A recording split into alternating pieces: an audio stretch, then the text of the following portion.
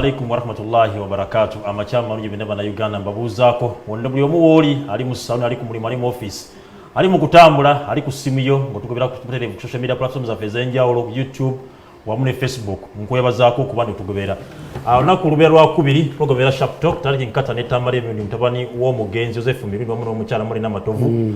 Mama nkubuuza ke nakola musaako nnyo. Yantumidde. Alhamdulillah nesime mu kubantu obaka bumpadde nianza neyaze. Ono mwana aliwa. Ajja kujja katereza. Ngakutagenda mu maaso nakwalero kukyali munakutuyingira olunaku olwokubiri. Ejjudde mu jjinja. Nga ababaka pali batandise okuba nti balayira. Yatwala byonna batandise okuba nga balayira olunaku olw'eggulo. Byotuvudde ku mpewo era mulabye omukolo ogubaddeko ku banti buterevu wali ku parliament nga balayira bakyagenda mu maaso. Bangi domu Yesu nkola kwa alaba mbaka ko banti alayira naye binje byebuuzibwa parliament ebaddeyo ye10 dali yakoze kimala nene ejja egenda kukola ekimala era nga butogera abaka bagenda kubaweera abaka 5 27 bebaka bagenda abaka baddeyo badde mu parliament ye10 badde bina 27 tongendeka abaka 10 balamba naye nga abantu bebuuza ebibuuzo bingi abaka obungi bwabwe bwetaagisa batukola bitwaleka kubanga bikolebwa oba Tamale ndagenda kwatuulira parliament ya ffeno tuyamba kinga banda Uganda nawankubadde nensi njagala tusimbeko nyesira eyokuba ndi walutalo wa speaker parliament tutuba okubanga tumala okulayira bagenda kulayira ennaku zigenda kubanya paka kulako olwokuna then wekigwaawo sitting ya parliament esogenda kubeera ennaku z'omwezi 24 omwezi guno gwennyini ebajja kutula wali ekkololo nakole nyine olugendo kubanga basoboka kubanga batuula gendo kuba tondako ne speaker wa parliament omuyukawe era ng'ensonga eyo yatusana okubanga kikwako okutika ka NRM akaseeke katobanga kasalawo ku nsonga eyo era ng'embyanyi wakati nnyo w'omukulu olanya wamu n'omukyala Babaka Kadaaga olanya nebigenda mu maaso tabimanyi amuteeringa eyo naye maama wange yakutumidde nnyo alhamdulillah neesiimye maama okuba nti yantumidde maama n'agamba ti bwe banaalumba dduwa z'abagenzi onaagenda alhamdulillah nja kubaayo mama kasana wanga mpisa nja kubaayo singa ogenda mu dictionary naku zino muli ku road gundi downloading bakugamba you are stubborn as a mole mwine ebigambo bibiri molo omuntu gwe babateddemu ne molo ekisolo ekisolo ekyo kibayita molo kiri stubborn ennyo waayo kizaalibwa ebisolo bibiri ebyenjawulo ekisolo kibayita molo mu Luganda mu Luganda kubanga kizaalibwa oba eŋŋamira ne donke ate wano tetubirinawo kakati nze mu life yange am stubborn as a mole. Why? Mama wange yakugambye nti onoogendayo nga balomba dduwa kubanga jjajja wange amuzaala yalajabu Kimuli Kimuli yawasa abakyala babiri nga ba Luganda Biti Juma ne Khadija mama wange ayina erinnya ery'obusiraamu naye anti mulutaddi ye yakyuka mu ddiini naye nga era ndi muzzukulu wa Lajabu Kimuli Hadija Nanyonga ne Biti Juma famire yaffe ate nange ate eno kibulaga nga nti amustabon ate jjajjange yali mukatuliki nnyo eno ewataata jjajjange oyo naye yali musiraamu naye n'ategeera nti abasiraamu tebagenda bawa mayiro n'afuuka omukatuliki Yosefu kakati era nali badde musiraamu on two sides naye ate abasiraamu be basinga mu famire yaffe ebukojja wange basiraamu ne mu famire yaffe abasiraamu be basingamu obungi naye abaami b'edda abo baali bacyozi jjajjange yasooka kuba mayiro ebwende ku nnyanja wano gwe namugamba nti naali badde mugagga wa ku myalo aye tewali ssente bibira najja ekalisiro n'akubawo mayiro akati naye okumanya baali bajooza abaami b'edda kitabe bamuyitanga Bisatu era yatuuma Bisatu ku kyalo kwali jjajjaawe azaala Bisatu nga ye Buseerezi erukaya era naye yabatuuma jjajjange yajjanga ate baatumanga abedda basajja ssubi baani fetuga modified jjajjange yava Kalagala nagendayo yatugamba bajjajjaffe omukazi yatugambanga nti ava ku lusozi Bowa nagendayo ne maama yaŋŋambye shiriki ezo zeboogera zoyina wazijjawa nze ndi musomi nikitawe yali musomi shiriki naye njalagenda kubuuza mukadde shiriki oyo omujjawa nikatebwa neyakubuuzizza yanyambye shiriki waki shiriki jajjanga omukazi azaala kitange yali tasema era bwe babbanga ekintu ku kyalo nga bamuyitanga Josephine Lukowe naye nga bwawandulawo eddusi nga nze bwenkwata emmotoka zange bazibba nalisiemu empya ogikwatako drone mpya 10 kwatako emu nkolageko batya waliwo omuntu enesati nagijjemu obwino bajempaddemu obwino yesterday ogenda mu wino nimbagamba nebadde ngenze kulambulayo nimbagamba nti njajjambala ne bawakana mutugambire naye Museveni amanyi kyemukolera mutugambire abaserikale nabasese wala nnyo nentambula neshiriki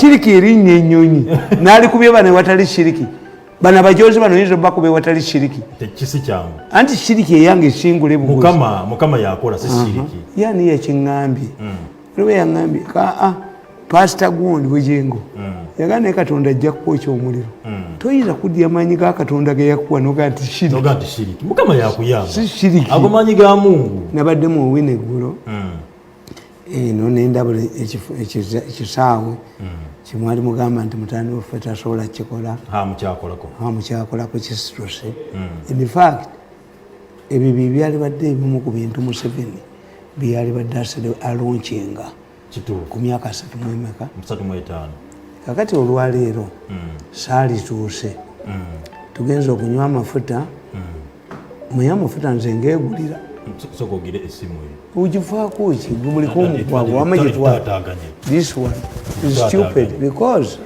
a person amanyi gyendi would know tekati ndi kuki ndi kumpewo that one is stupid babagenda ne babagamba balina ebizibu byabwe n'ebizibu mwabalonda kakati tudde nyinza okugula amafuta mu kifo kya diesel bataddemu peteroli yes it exposes government that I buy my own fuel kibulaba nti abantu bagamba who pays the piper controls the tune kati omfugira ku ki I don't have a government naye wegulya amafuta engayigulira government gyogera ogifuna muki olumu gabaayo olumu tegabaayo this is a different government olumu gabaayo olumu tegabaayo nze siri mugundi I don't believe in free things no kakane nkugamba nti emmotoka oba enebaayo bateebeeyo naye ngenze bwenzize neninya booda omusajja aganye omusajja azze okunywa amafuta aganye yamulabyeko yazze kunywa amafuta agambye gwe nina okutuusa booda bagitomera otufeeko gwe tuyina ulanali wange motoka neeraalira mu kkubo nti amazzi biki kakati the guard omuserikale agibeeramu yali tayinza kulekawo motoka nalinnya boda namundu wa military police balimu babiri mba ndi ku luguudo nga nyimiridde musajja nayimirira mutabani wa Alifadulu naŋŋamba mbadde nzize kulaba kukula byetaagisa nkulabe ku TV are you here sina gundi he drove me to the TV station. That is very good. Yes. Kaboni karaga kibulaga kyekyo. Anti kindaga abantu banjagala nnyo. Why? Nzenze kanze nasigala. Gwe njagala ombuulire. Omuntu ayogerera mu 7 ayina following gyenena. Gwasobola okubandi batwalako afunye obuzibu ku kkubo. Yes. Basobola okubandi bamutwalako. Nti ogenda mu owino asindike kisakwali nyeko mu owino bamwasa omutwe. Ono omukazi nze namubagobedde. Mu owino yali yepanka nti weri tumwine. Eri tumwine ba agent bankubira essimu. That woman does not belong to us. KCC yemukozesa balimba Museveni temusolooza bwomwewino bo bazisoloza abadde akwata obukadde 3 nga buli minisita alina akakadde kamu naye nga ye Museveni bamukoze they are inciting the population against him. Abantu bandaze omukwano nti kankubuulire they want to kill me. Tumukunde yabagamba if you kill that man I will expose you. Okay. Ne bagala okunzita professor n'abagamba that man you see there you underrating him he is a bridge between us and the opposition. Bwayogera kati kuliko bameka kati kwebali ono Dr. wa Museveni ono omuwala bamuyitani ono omuwala bakusasira balina abantu benina in spite of the resources they are available. Do I have a budget? You don't. Museveni have a budget? Toyina. Sirina. But I know I'm a dog. A dog who hunts for self and master. True. This kasitofu n'ekyo abantu ne baba nga bakukkiririzaamu kimisatu ya muwino. Yes. Kakati kankubuulire nti in many cases nabagamba ti Jesus yatunulira abayigirizwa be nga beebase n'akomamu emirundi eki n'abagamba nti mwebase. Yes, they were asking him because they were not seeing the unfolding event. Okay. Tiagenda kuoneka kalaba agenda kola kino yali atidde Jesus tiende kwenu mukama lwaki tojinzijako. He knew the unfolding event. That's why Yesu yagamba Simon Peter Simon onjagala emirundi eki namugamba mukama wange gwomanyi nti nkwagala kati if Museveni asks me onjagala he knows what I do for him without any facilitation. Okay. Sina facilitation sina budget sina ki naye kinyambye sifugibwa sagala mulimu gwa government kubanga singa obadde weebi wali balinjoze ali nedde ono mulenzi ali nedde ku mutwe omuko tasobola agane nkugamba for you discuss symptoms but not the real problems. Okulayira kwa president tekutegeeza kufuga gwanga. Omulwadde tebasobola musibula mu ddwaliro n'afa. Osose nakulayira kwa president banye mbanyi kugenda soka nakadala. Ante wulira. Kulayira kwa president. Wali omusajja babali bamuyita Rusensiko. Yali Romania. Waita omwezi ogwo ng'afunye 99%. Tebamutwala. Ne bamutta mukazi we ate kamanda wa special forces yali mutabani we yagamba nze mundeke Rusensiko bamujja mu ttano ne mukazi we nga omwezi ogwo yali abakoze eki omwezi ogumu yali abakoze ono Bashiri emyaka egi ng'agenzi yalayira kumalako myaka emeka bulamu bwe bwonna. So which means swearing in or not swearing in abafumbo mbagamba nti olumu mubeera kulumba erwamu nga mulaba mbaga. How many bafumbo kill each other? Mubeera kumbaga naye nga mulaba lumbe. Yes, obeera kulumba erwo ng'olulaba naye ng'oli kumbaga. So to me what is important is not the president swearing in. Hard to swear for good. It's a ceremony. It's a wedding. Teri musajja agenda mu ddwaliro n'akebera mukazi we oba n'abaana alizaala. Tekiriyo. Sikiwuliranga nako. Yes. Kakati kuno okulayira kwa Babaka abo bwe mulaba. Kukuba Bobiwine. Okulayira kwa Babaka? Yes. Kumukuba kutya ate? Ate kumukuba lwa bintu ebyo. Nabagamba nti Museveni yabaleetera system gye mutasobola. If you see a man say that my wife has delivered twins, one is mine, another one is not mine. Fe mu Africa tukuyita musiru. Abaana balongo babiri. Oyinako omulasi wo. How? Kisoboka. How can Bobiwine be defeated and his MP be cheated? The same system does not cheat his MPs. Awo Museveni we yabakwatira. Bobiwine bakubye akalulu. Ogaba kunyaze. Abako bawangudde era ogiza ndi bawangudde mu masimu. Ne bajja ne balayira n'okulayira. Kati abo n'abalayira abanupu. Walonzo mugwe ninzi. They are exonerating the government Museveni's system. You lost because the same system cannot produce twins when one is yours, another one is not yours. Those are European scientific issues. Olonze gwe ninzo mubaka omukyalo wa Kampala yagata talirayira ojja nga layira mu government ya Kyagulanyi naye kanda bo batalayire anti kyenkubo we don't gundi yagamba Kyakihero yagamba ti ebigambo ebyogerebwa munnabyabufuzi bwabirete bimukubya mpiiye omanyi Kyakihero ye musajja gwolina okusoma ennyo n'omutegeera myayisa the characters Kyakihero failed all exams. Tata we n'amugamba Kyakihero nyamba uyite ebigezo ebikuyingiza mu magye. Kyakihero is a celebrated Prime Minister of Britain. John Major yasoma by correspondence was senior 4, but he was once a successful Minister of Finance in Britain. Major was confronted, there was challenged. Yali alwana ne Sahowe nga balwanira obukulembeze bwa Conservative Party nga bakuba gundi agenda Sacha. Ne bamugati wasoma yagamba I have never been impressed by British professor. Even Block had to issue a directive gye yasomera not to release exams. Kakati ebigambo munnabyabufuzi byayogera except me.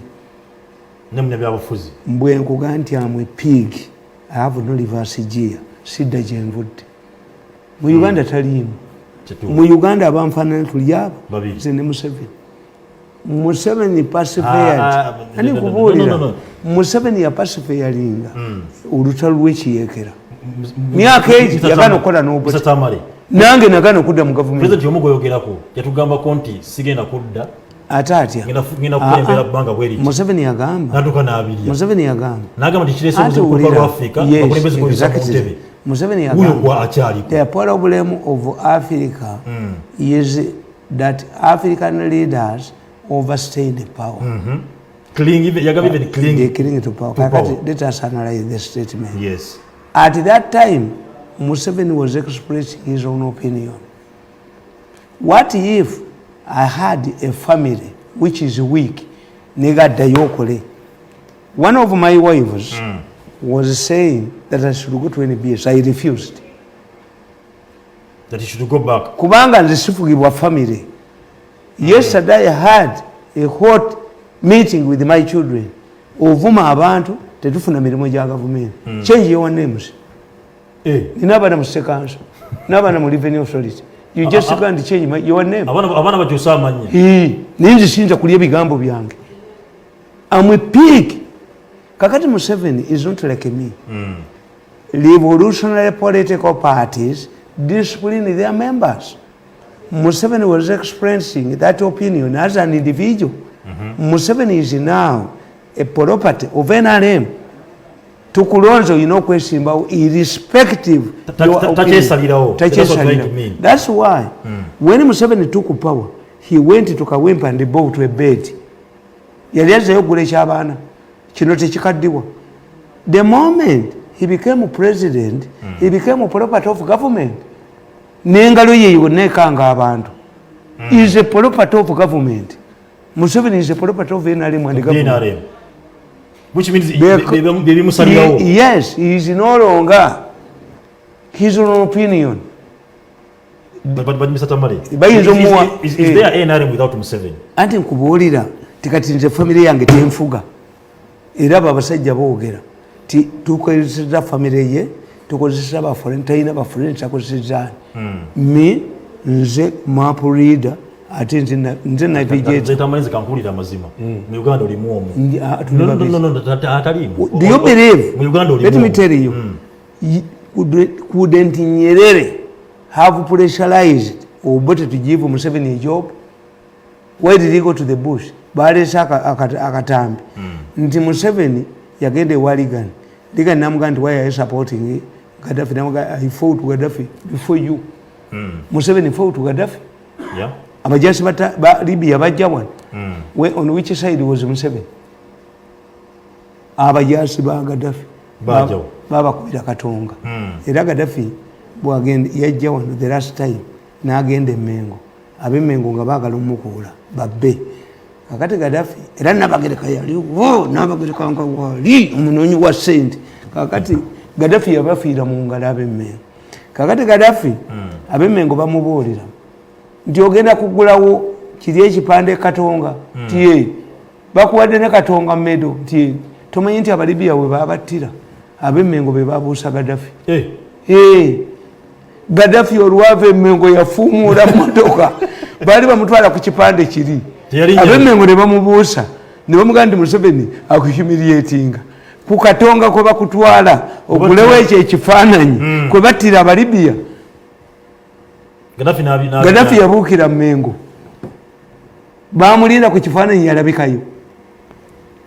So Museveni is correct. May I analyze people? Kakati mwe mbabuulira ne mbagamba nti you see any serious person the problem you have your professors bali basente they fear tebasobola kwogera mu Uganda nasigala muogo I don't want a government job, I don't want to be an MP, I don't want to be a minister, and I live a simple life.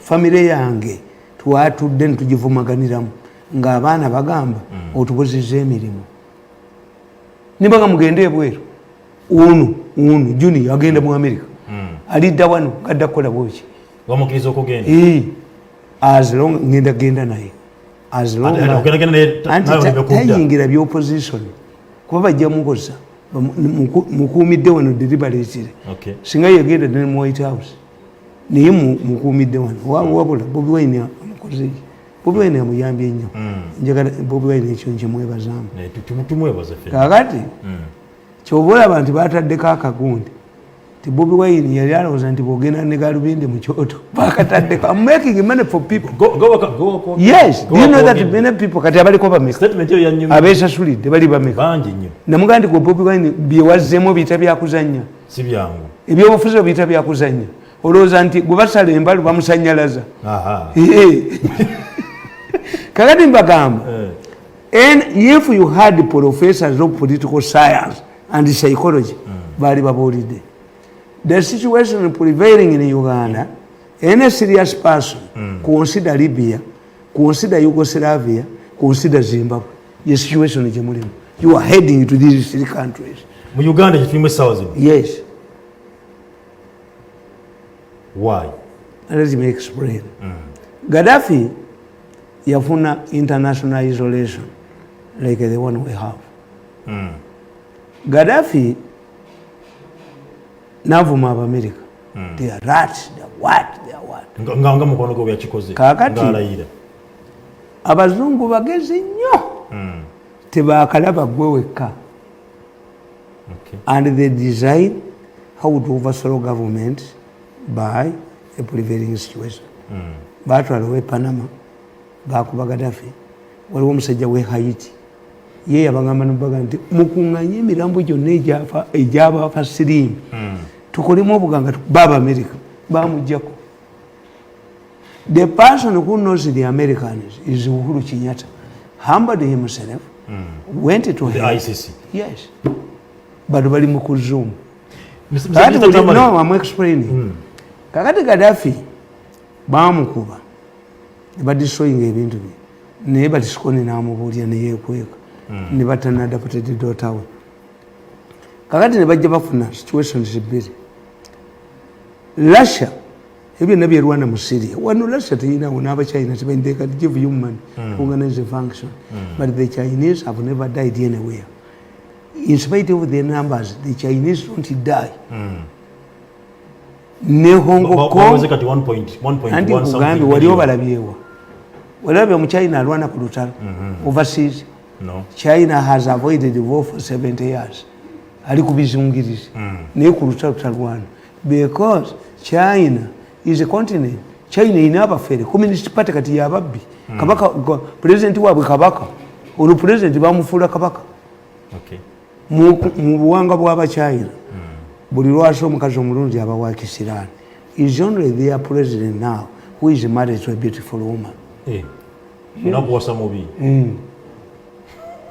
kakati nze nkugamba ti Gaddafi yakuba bamukuba Reagan yamukuba n'asurvivinga era yamuyitanga Reagan si Reagan Reagan kakati Gaddafi n'akuba Panama n'akuba ennyonyi y'Abamerika yattira mu Bafalansa debris zafolinga Scotland kati Gaddafi n'afuna omukisa.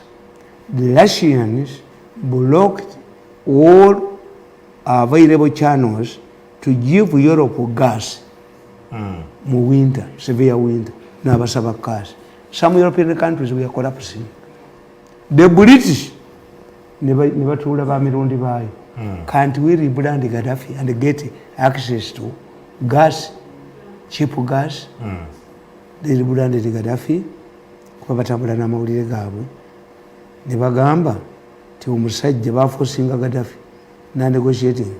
The people who negotiated who saved Gaddafi, Museveni and Mandela. Yes. How? Anti bali bamatadi fitu ugende Libya twaitanga Tunisia. No fly zone. Kakati Gaddafi bana ne bafa malwali ne bakola. Gaddafi nafuna omukisa. The British were looking for cheap gas. And the alternative was Libya. Their former Prime Minister Tony Blair became an advisor of Gaddafi. Gaddafi was rebranded. Gaddafi compensated omuserikale wa traffic gwe bakuba amasasi from the Libyan embassy in 1983. Traffic yali akulembera demonstration. Gaddafi even bought a house. Mutabani we Islam donated the funds to a prestigious British foundation. Gaddafi ne bamugamba compensating ennyonyi yafiira mu Bafalansa be bali majority. The plane belonged to Panama, an American company, but the many of the people, the passengers were French. And Sarkozy was facing an election. He wanted the money. Okay. America didn't want Khan, the president of IMF. He was a Eurocentrist. Yali agala nnyo Europe. Ne bamugamba nti yakutte omukazi. A black eyamwalidde obuliri yamukutte kumugaana kwesimba kuki nabo babiina they undermine you. They go to the bush but a different bush. Okay. Baali balina omusajja ow'amagye Geno nga wa FBI nga bamusuubira nti bademocrats barepublicans bwe bagenda okuleeta bamwandamayininga tiyayagalamuko omusajja naye nga tabamwandi kitongole kirala ne bamuggyemu ne babikola.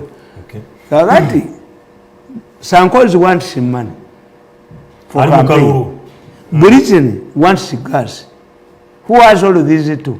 Is Gaddafi. Gaddafi was rebranded. Nagenda ne mu UN. Nagvera ne Kagundi, chairman of African Union. In 1983, Gaddafi was fired by America to become Moyaliko secretary Gundi. Kola muyabule mu Libya. Muyina akoma twice. Kati bagala Gaddafi abeere. Gaddafi n'abeera. Gaddafi n'agenda e New York. N'ateekawo tent ne yeebaka. Ye is a desert Gundi. In New York. He even spoke beyond his allocated time. Nga bazungu bamutunuulidde bwe bali. From New York, where did Gaddafi go? Italy. Yatuuza parliament ya Italy for 7 hours. Nga besimula balizo mukaga Gaddafi. N'amala okwogera mu parliament ya Italy. N'akola ki? N'ayita bamalaaya bonna. Mulomu. N'abayita bamalaaya. Yabawa $100 buli mukazi. N'amuwa n'akakaaya. Muyingire obusiraamu. It was investigated that Gaddafi did not retain any prostitute. Gaddafi ekyamukuba kyali ekyo Islam. It seems Islam negotiated with the Sarkozy to compensate the French citizens and to give Sarkozy money because Sarkozy was tried and found guilty. Sarkozy, because of his guilty conscience, yasooka okuba Gaddafi. Gaddafi abaana basatu bagenda e Benghazi ne balumba police ne babba emundu ezo. Gaddafi responded by deploying 10 tanks Sankozi n'agamba this mad man wants to kill reasonable people. Omwana wa Gaddafi n'agamba nti gwe Sankozi nakulabe wa taata ng'okimye ssente nga tamanyi nti kimufiiriza ki. Kimufiiriza obukulembeze bwe. Gaddafi failed to eliminate Islam. Singa banamutta Islam n'atandika okukola settlements. All of the Libyan oil funds should go to LCs. Nga abantu ne babuuza ono if Gaddafi surrendered the power to Islam singa bwali. Okay. Era Islam si mufu. All of Gaddafi's children died. Even when this Islam was captured, he was not surrendered to ISIS. Meaning he was on a mission sponsored by America and Europe. Yeah. Yete bamuta nkugambye nti kati Libya ogitegedde Islam. Gaddafi failed to either hand over power to Islam or to kill Islam. He ended up losing. Yeah. Islam is negotiating a deal. When that is Libya. That is Libya. When you go to Zimbabwe, what happened? Omukyalo oli eyali vice president wa Mugabe. Bawe ye yalwana olutalo. Bamutira ku faamu ye. A vice president could not provide ambulance zimba omuliro gwamwokeza. Nga Mugabe omuko yavuma ame commander. Do you know that we can demote you? Omuko bamunonya baleeta omukoba ekyatuuka ku muka Mugabe mu balakisi yakimanyi kati sitaani yakimanyi okwepanka ku magye. The reason in Zimbabwe was this is what is many Uganda commentators don't understand. Olutalo lweruweru lwamala emyaka etaano, the shortest in history. Kitegeeza and abagenda mu nsiko baali baana bato. Why are they still here? Mugisha muntu yali wa myaka emeka? Who served 9 years as a commander and is still around? Tinyefunza yali wa myaka emeka? Gundi Mbabazi yali wa myaka emeka? Tumukunde yali wa myaka emeka? Which means the people who went to Luwero are still around. They're still around, yeah. They can be silent, but they're still around. Can they allow Lwabogo to take a power? Lwabogo ayagala power. Can they allow him to take a power? Cheche Zimbabwe. Omuko yavuma. Omuko yavuma. Omuko ne yerega. Omuko ne nazala we ne berega. Bawamba buyinza. Because the fighters, the Mnangagwas, the other man who was a command, could not surrender their revolution to Inuka. Bawamba Mugabe. Kakati nenkugamba nti Yugoslavia, look what Yugoslavia politically. Waliyo Tito alinga muyite Museveni. Tito yali ava mu Bakolesha, a small tribe in Yugoslavia, not the Serbians, the Baganda. But the Serbians had also their man, Holohimu Kaira. The Serbians who dominated the army, the Serb army, the Yugoslav army, supported Tito, like Baganda supported Museveni. When Tito died, after 6 years in power, they said, let us have a rotation of presidents for 2 years. For 2 years. Buli muntu afugeko. The arrogant Serbs said the coalitions should wait for 36 years. The first country to be declared, and I think it was the French president who declared the coalition. Coalition became independent. If we cannot rule, we can wait for 36 years as Abasabu ne babagamba. You are free to go for independence. Why? But wali enyumba y'omusabu wonna waffe. What if the Banyankole today say you are free to go, but every property wali enyumba y'omunyankole waffe? What happens? This is what happened in Yugoslavia. Okay. The Serbs said, because they were, but before Tito died. Tito Yalimesa Red Army to go to Yugoslavia. Yugoslavia is divided into 4. When I see Baganda have gone, Baganda written us paper. The Baganda have withdrawn from this government. Yeah. Nabaganda, when you see Baganda voting illiteracy, they are preparing for a riot. A riot. Buganda buli lwogiraba nga abagezi ba Ameria kyambadde baani babasudde. They are preparing for a riot. Kiba kivumu. Humiliation.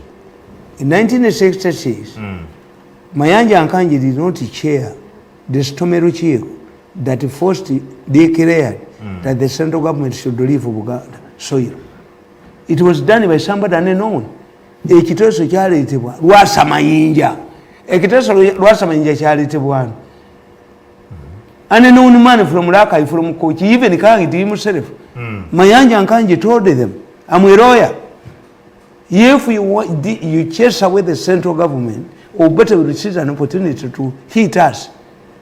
Okay. Bamuno akakasajja ka mutima, and interestingly, my guy is from the Mutima.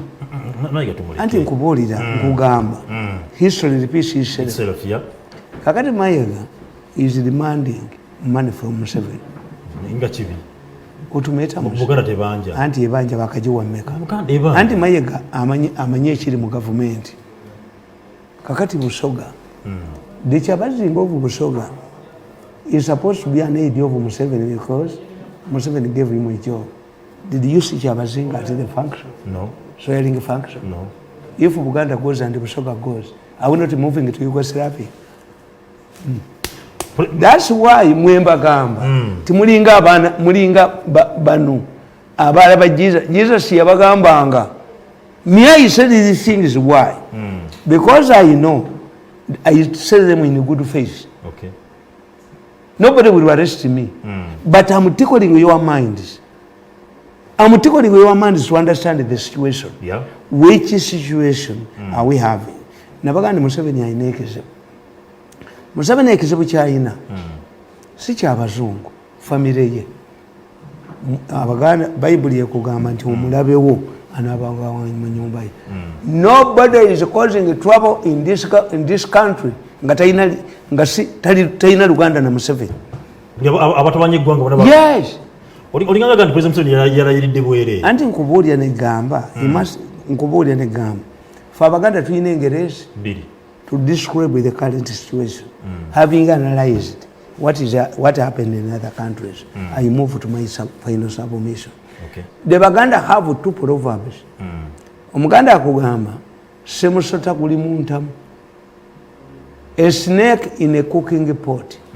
If you hit it, you also hit the cooking pot. You will not, because it was not easy at that time to manufacture many. Abawumbi okuwumba entamu wagirabako. Entamu enganda. Nga egirama kuba kire. Do you know why the Chinese have invaded our swamps? Bajjayo nsonzi. Ensonzi zirya bbumba. Abakazi balya bbumba. Amagumba bazitwala wabaduka gwera bamubya abachina babya buli wamu wano.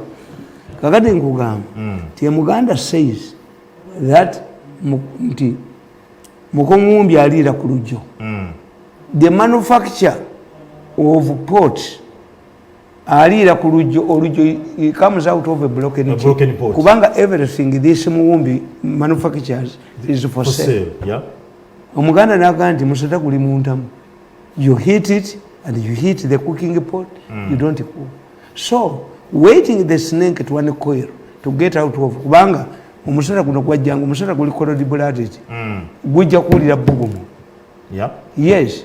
Era gwezinga nnyo mu baana munazaalibwa n'omusota you are stupid. Omusota gujja ne gwezinga mu mwana okufuna ki? Okufuna ebugumu. Ebugumu.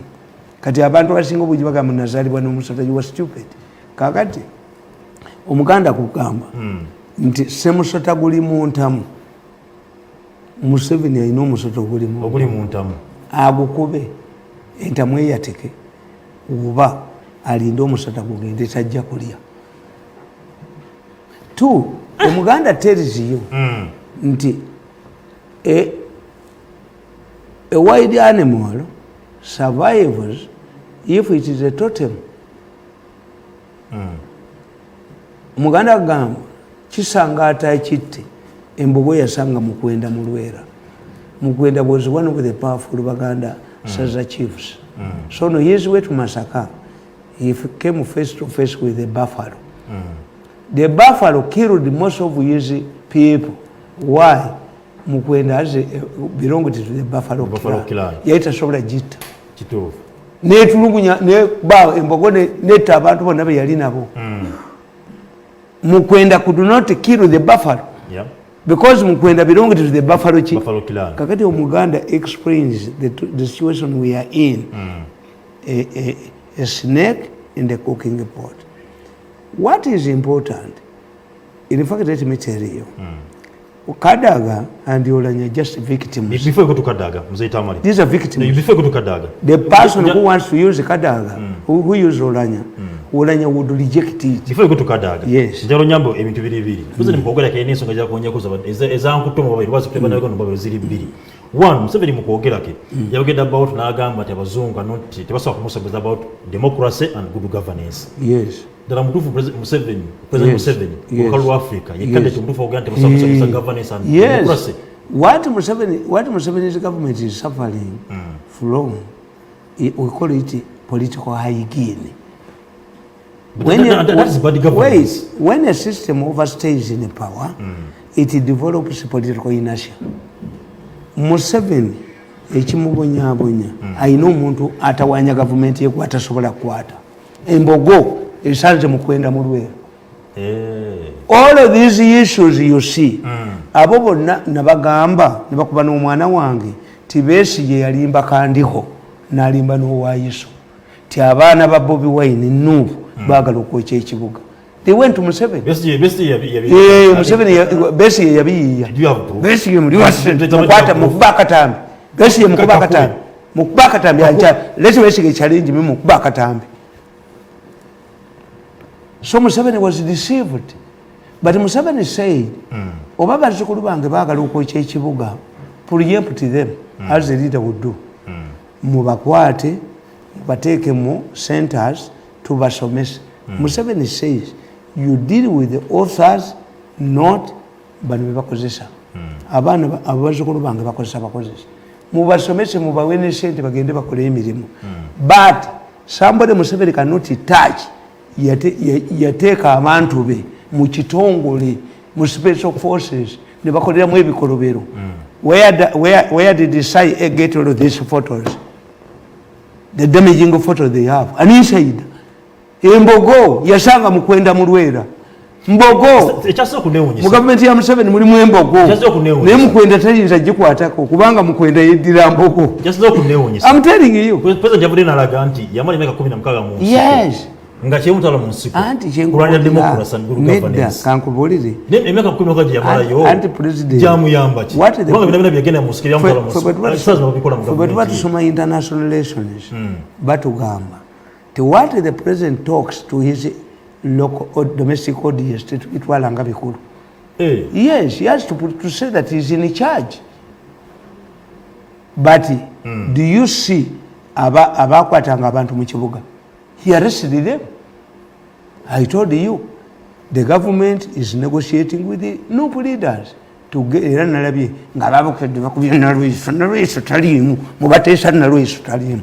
Nalweso is not part of the negotiating it. Aja nga kubanje wagoni obwabukedde ne bulyoka buyogere by'obusiro. So is the president defiant? No. We got violence. Museveni sacked the command of the special forces. Birungi. It's not like Obote who was defiant. Museveni moved in. The mistake he made was to bring his son back into the local gun. Kakati olokuba oli ayagala obusekati holocaust akuba muhozi namuteekamu abantu. This is where the problem is. Ebyo nebiri mu parliament. Is Museveni aware? Embogo Mukwenda gye yasanga mu Lwera gy'atasobola kukwatako.